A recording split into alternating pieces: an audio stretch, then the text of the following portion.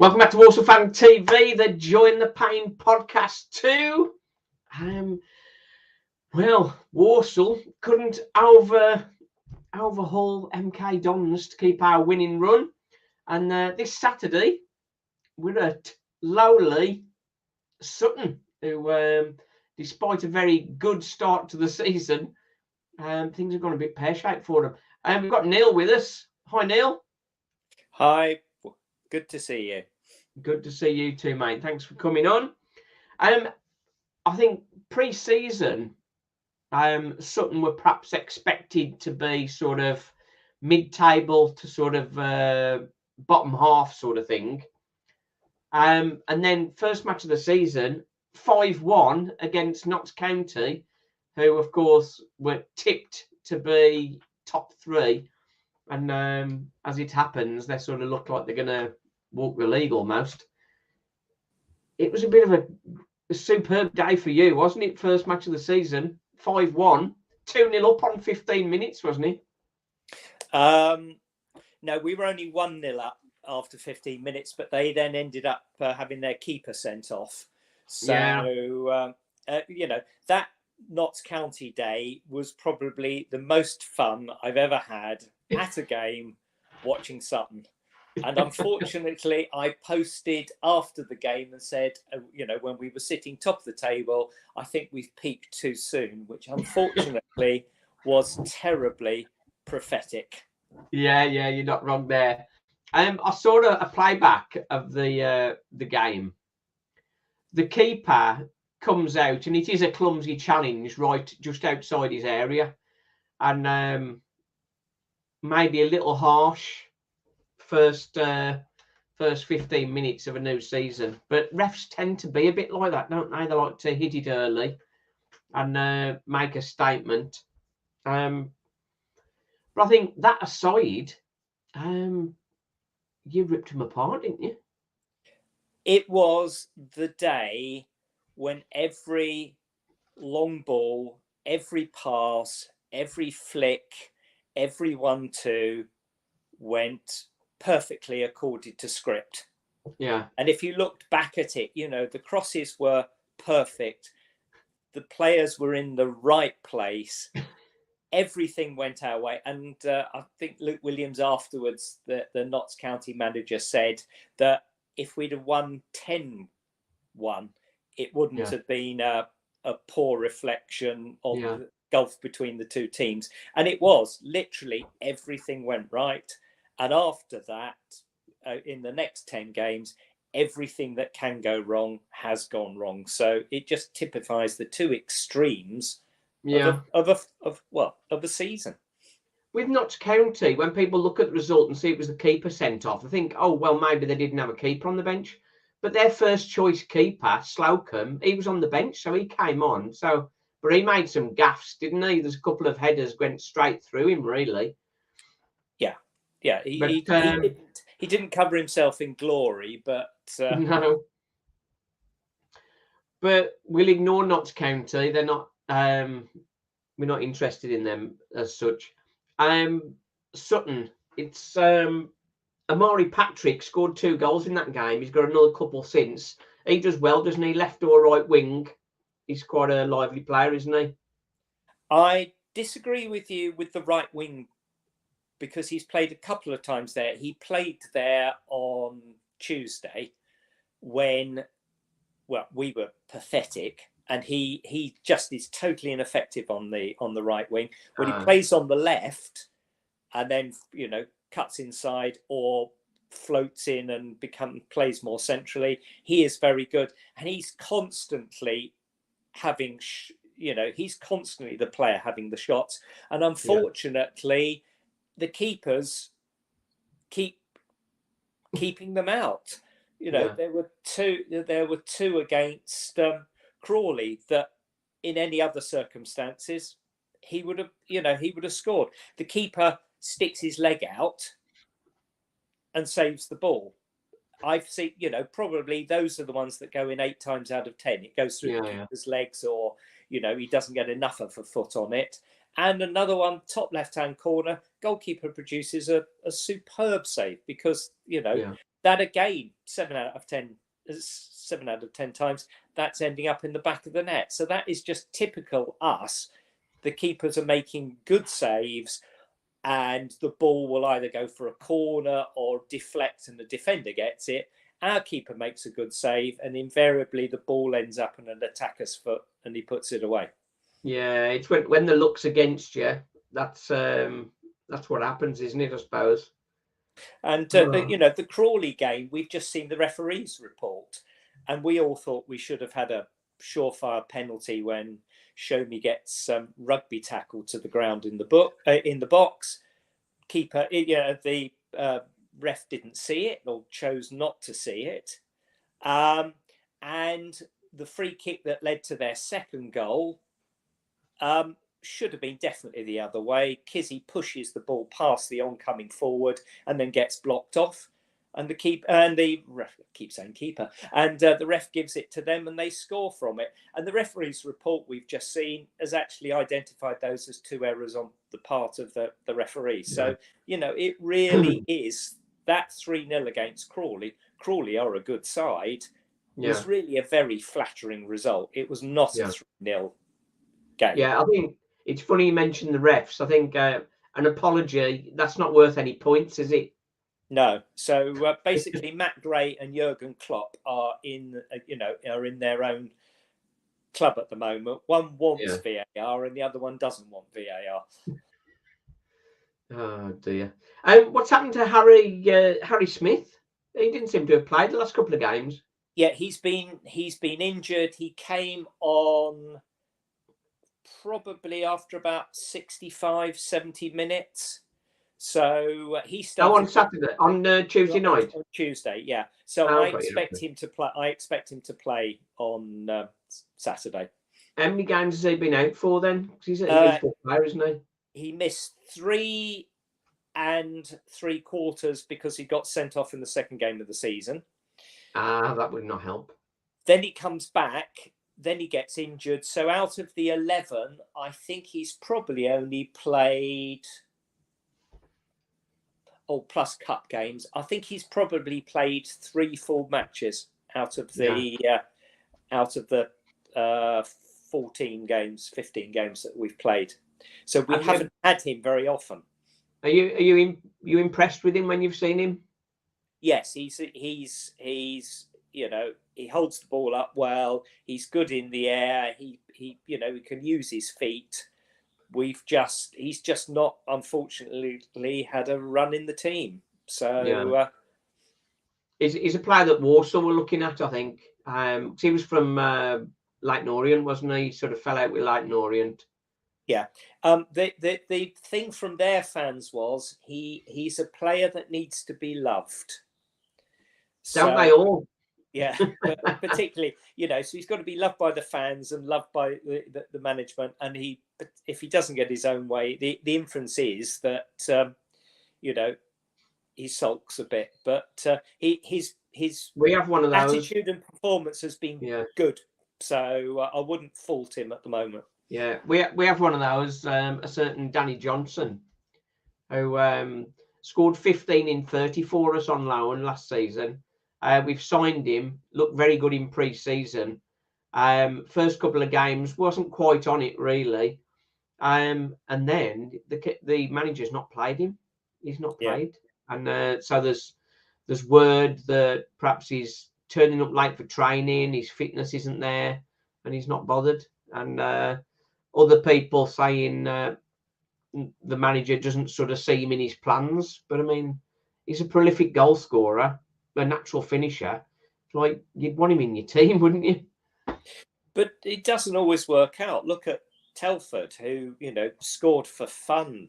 Oh, Dom Telford, yeah. Yeah, and then when he goes to Crawley, just doesn't get. He gets 2 or 3 goals, doesn't get a sniff, and then he's moved back up now to Barrow, and I'm not sure he's actually been scoring up there. So therefore, you've got to have the right players in a system and the right team for them to, to score the goals. We all joke, even if we had Mr. Haaland from Man City, he wouldn't score any for us because we wouldn't actually get the ball to him. So well, it's the amount of quality chances you get, isn't it? That's the challenge. Yeah, with Dom Telford, I sort of looked at him, and he was a bit of a one-season wonder. Previous to that season, he'd not really scored. I think he got 6 the previous season, and then 24.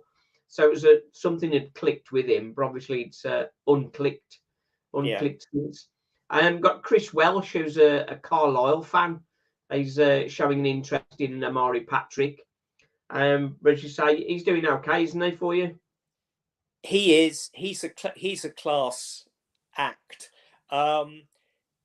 He doesn't apparently have a good record with injuries in the past, but touch wood, and I'm probably going to get damned for saying this now, he's pretty well started and played every minute of most or certainly of all of the league matches. So he is by far our most consistent and best player. You shouldn't be saying that before the game, should you? He's not going to. No. He doesn't get injured.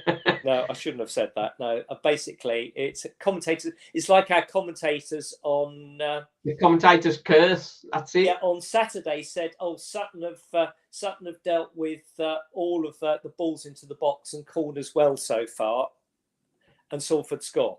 So there we are. So basically, I wish the commentators would shut up because they don't know. I always make a point of, particularly near the end of a game, like saying the keeper's done well so far, and the defence have done well so far, because it can all unfurl, can't it? Our previous home game against Wimbledon, we lost 3-1, and they scored on 6 minutes, and the ball went straight through the keeper. Well, I'd been chatting to a guy, Dave, in the bar before, and he was saying Evans has been so impressive. I'm thinking, you don't say that before a game, but you do. Not for defenders or goalkeepers. And then he let 3 in, of course. Yeah. So that was a bit of a torture. So do you see yourself pulling out of the mire? Because you're in the mire a bit at the minute, aren't you? Sort of you got that one credible draw against MK. We saw them on Tuesday. They were very good. But what do you think? Do you think you're going to pull yourselves out of it?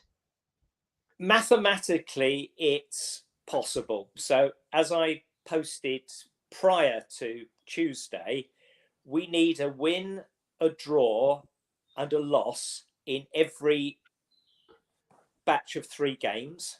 Yeah. There's 36 games left. 4 points from each of those blocks of 12 is 48, plus the 4 points we'd already got is 52, and no team has been relegated on 51 is the most points any team has ever been relegated in recent history. So therefore, that's my survival plan. You've done the stats on just survival then. I thought you was going to do the stats on getting promoted. Yeah, I think we'd have to win every single game from here to stand a chance, and that's not going to happen. We're not going to do a Bristol Rovers, which, of course, there was phenomenal. Their run from they're crazy, wasn't it? Yeah? I think there was something dubious about the win on the final day, though, wasn't it? Upset the Northampton fans. Oh, I felt sorry for Northampton, but Calmer, they did go up the following season, so I did feel sorry for Northampton. But they got there in the end. Didn't want to lose Northampton because we had a good record against them, and it was one of the closest away matches for me where I live. So it was only like 50 minutes up the road, so I was cross from that perspective that they went up, but pleased for them because I felt a sense of injustice. Yeah, the game for Walsall coming against you guys when you're on a bad run, it's typical Walsall to lose to a team that are sort of not won in ages. So hopefully this season we're going to not be falling into that trap again. Or hopefully you will. Well, Matt Sadler, the Walsall manager, he had been committed to 3-5-2, and it seemed the players we'd got didn't really fit that. We did have 3 very solid defenders that fit into the 3. Priestley Farquharson, who we picked up from Newport, Donovan Daniels, who's been with us a couple of years, and Chris Hussey, that we picked up from Stockport. But he subsequently decided to retire, and Priestley Farquharson's injured, so we sort of putting less experienced players into the back 3, trying to maintain that. But then we got another injury plus sending off, and we only had 2 fit centre halves. So he's switched to 4 at the back against Bradford, and that worked very well. That was an excellent result. I think Bradford particularly poor this season, so maybe it flatters us a little bit. And then against MK, very good team. What do you think when you played them?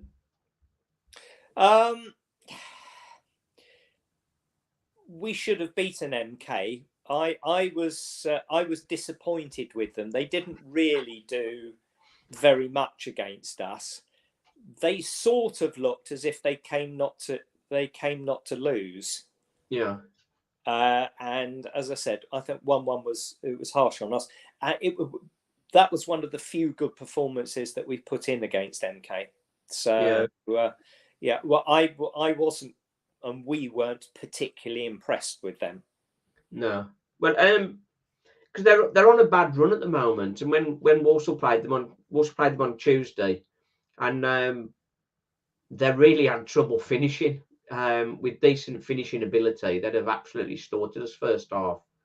As the game unwound, it was fairly close and could have gone either way. But when I spoke with John Harries, who's my contact at MK, he's insistent that if they don't finish top 3, he's going to be gutted. But from what you're saying, it doesn't sound like he's going to have a happy end to the season. I don't think so. I think the way, to be honest, the table is already mapping itself out. I think possibly the top 7 being the most technically gifted, and this is a very technically heavy sort of division now. I wouldn't surprise me if that top 7 is the ultimate top 7. I think even Gillingham and possibly Wrexham will fall away. Wrexham are letting in far too many goals. Gillingham are not as good as their. They started well, Gillingham, didn't they? Yeah. Again, they weren't particularly good against us, and they were lucky to get their 1-0 win against us. So I think the top 7 now will be the ultimate top 7. I think the rest will be. You think Crawley are going to sustain it?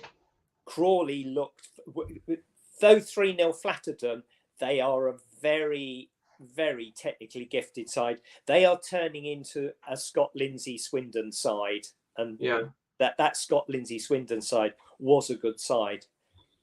I think that they're not the basket case that we all predicted pre-season. So I think Crawley are actually going to end up in the top 7. Yeah, and Notts County are top at the moment. They, despite their catastrophe first game of the season, they are looking very strong. Wimbledon, I don't know whether you've played Wimbledon yet, have you? Yes, they did. They tonked us 3-0 at home, which was at the end of a long, a lot of matches. I think 5 matches in 14 days. The Saturday Tuesday games, Yeah, we were tired and lethargic, and they were sort of more up for it. That they wanted revenge on us doing the double over the last season, and that was probably the first of the bad performances, and that's probably you can identify when there's sort of currents feeling amongst the squad, amongst the fans, first really started to take root. Crewe in third We played Crewe and we were dominating them. We were 2-0 up at Crewe. They got a good goal to pull one back, and then ultimately equalised in the 95th minute. They've got a lot of late goals, but I didn't think they looked that good. I'm surprised to see them in third. Yeah, they are the kings of winning the second halves, aren't they? They've lost virtually every first half and won virtually every second half, but they showed their ability to come back again, didn't they? They did it 3 times against Wrexham, was it, on Saturday? Yeah. They've got definitely a great ability and staying power, haven't they? Great. I've lost the word. That's rare for me, isn't it? Well, they don't give up. So whether that's confidence, it's confidence in being able to turn it round. Yeah,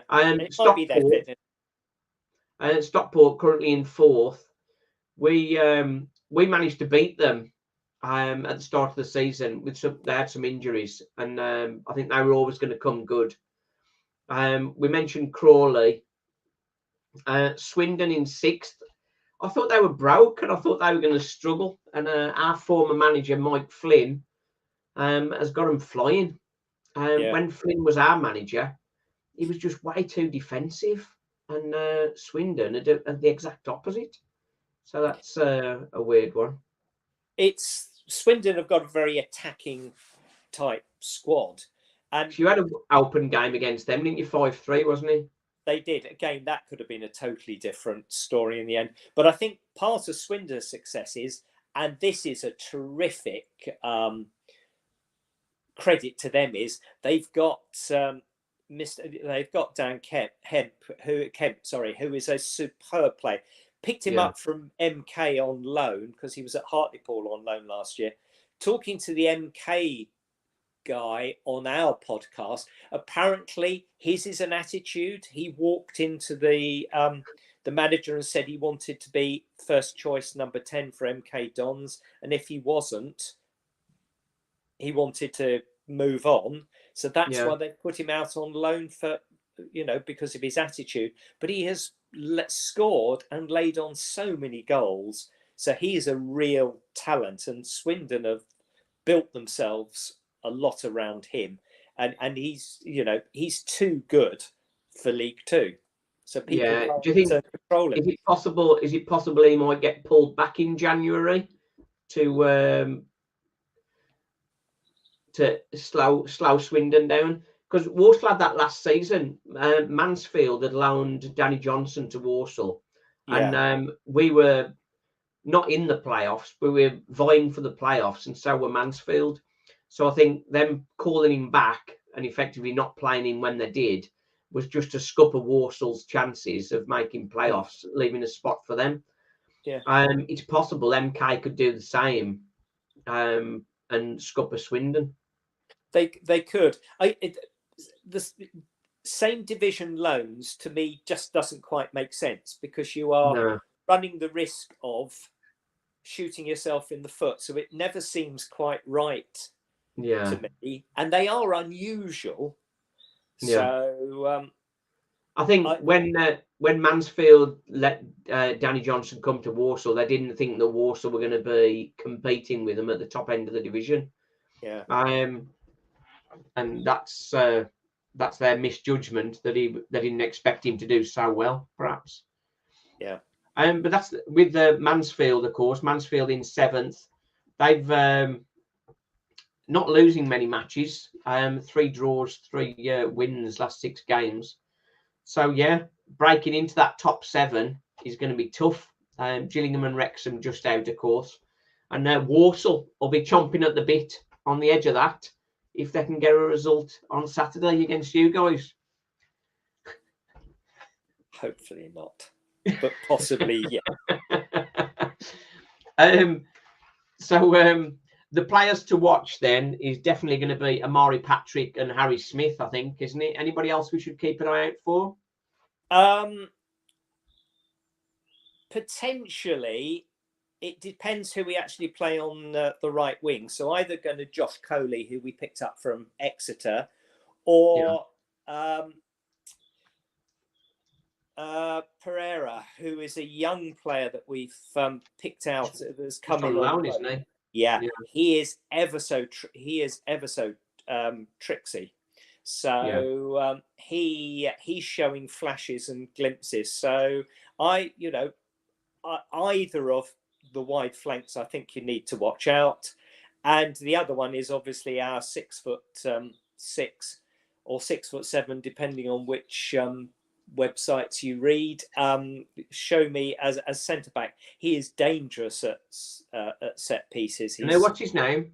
Show me. It's spelt Sowunmi, Sownmi, but it's pronounced show me. So is he just 6'7", or is he 6'7" wide as well? No, he's not. He's not 6'7" wide, but he is. He's not actually as much of a sort of a bullying physical presence you as expect, but he is very good in the air, and he has got some feet on him as well. So he's and if we get desperate, we then also throw him up front as well to have another very tall forward. But we never, when we've tried that, we've never actually managed to cross the ball to him. So that's all failed miserably. You're quite a tall team, aren't they, Sutton? We are an extremely tall team, but I think the reason why we're doing so badly this season is we've become nice. We're no longer the high pressing, physical Sutton that sort of rough the teams up. We're sort of trying to play the ball around a bit more. Though we've got the height, we don't have the same degree of physicality, which is why we're not able to stop these technical teams out technically us. Yeah. We've become too nice. Stevenage got the balance right, I think, didn't they, last season? They were very hard, big physical guys, bullying teams and that sort of thing. Yeah. Jack Rose, he's a former Walsall keeper. He only played a few games for Walsall. My immediate thoughts on him is he's a good, stable keeper, but he doesn't make any sort of impressive saves, if you know what I mean. I disagree. Oh, you disagree with that? I thought I'd set it up for you to disagree. That was it. Yeah. Last season, I voted for him as our player of the season. He made some really superb saves. He's very good saving with his feet. He has made some unbelievable stops, and he was absolutely brilliant. And the only mistake, really, the only gaffe he made was at your place when that ball bobbled in the box and he spilled a ridiculous shot. That was all down to your pitch. And you poked it home, and I think that was a 1-1 draw. And I think we'd actually outplayed you up to that point. And that was the last point we got until the Carlisle game. So that really was the beginning of our downfall at the end of last season, when we fell away from a push for the playoffs. And you were close last season, weren't you? We were, we would have been. We were flat, we were around the edge of the playoffs until that 1-1 draw at Walsall, and then I think we lost the next 7 on the bounce, and that was unfortunate. But Jack Rose, first choice, has been dropped because of letting in the goals, but they've not been down to him. No. They've been down. They've really been down to us being overrun in midfield and the defence lacking organisation. And he's been the scapegoat. We brought Bezanis back in, who was our keeper from the glory years. He's back on loan from Reading, and Jack's sort of been, demoted to number 2. Jack comes on when Bezanis gets injured at 1-0 against Crawley. Produces he's come on, put the gloves on, they get the free kick the disputed free kick. The ball goes into the box. The ball is headed on, and he makes an absolutely superb save down to his left. That's his first touch of the ball. The ball goes to Darcy on the Crawley right, who then slashes across a shot which is actually going to miss, but it hits the back of a Crawley player. He's trading foot and goes into the back of the net. So that is typical of our luck.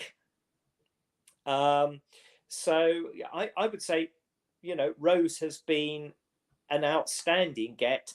He probably doesn't boss the defence enough. He's perhaps a bit too nice. But as a shot stopper, he is, I would say, exceptionally good. So he is loved by the Sutton players, and he's certainly not blamed for, our poor 11 defeats. Current plight, yeah. Okay, so just as we wrap up, score prediction for you, Neil? Would you like me to be honest? Yeah, of course. The way things are going at the moment, I think you'll beat us 2-1 or 3-1 because we are just in a complete slough. Against that, it then wouldn't surprise me if we suddenly put in a performance and beat you. So, that's what my heart's saying, that we might get you 2-1, because we've not had the best of records against you. I don't think we've ever beaten you. And but I suspect my head will roll, and you've caught us at the right time, and you'll stick another nail in our coffin. Well, I think from Walsall's point of view, I think we'll probably carry on with 4 at the back, which would be Joe Riley on the right, Liam Gordon on the left, with Donovan Daniels and young Harry Williams alongside him. I think Harry Williams will enjoy the battle with Harry Smith if he's playing. He's quite an inexperienced guy, Harry Williams. We bought him from Alf Church. Yeah. So he's had a bit of a baptism of fire because of the injuries. So it'll be interesting to see how he does. We've got Ryan Stirk, Ross Tierney, Oisin McKenty, the battle bus effectively in the midfield. And then probably, I think we'll probably stick with Aramidi Auti, who's very tricky, and I'm liking him very much. And on the left, Hutch. He's a player that sort of divides opinion. He does come up with some excellent stuff, but he doesn't seem like up for the fight for ball winning and that sort of thing. So maybe Tom Knowles may get a run at some point. And then the man up front, Freddie Draper, 19-year-old on loan from Lincoln, keeping Danny Johnson out of the team. He's a real handful. Very quick feet, very physical. And my match prediction, I'm going for 2-0 Walsall, but could very easily be another 0-0. It won't be a 0-0. We haven't got a clean sheet in us, so definitely. You haven't got a clean sheet. Okay, that's good. Well, hopefully we have. That'd be good. Right then, thanks for coming on, Neil. The joy and the pain. The joy and the pain. We know all about that, don't we? Thanks for watching. Thanks for listening, everybody. And enjoy. Have a good season, obviously, and we hope you stay up. But obviously, we don't hope you get any points on Saturday. Well, good luck to you, but not on Saturday, but for the rest of the season, or until we play you at your place. But anyway, cheers, it's nice to meet you. Cheers. Cheers. Nice one. Likewise. Cheers.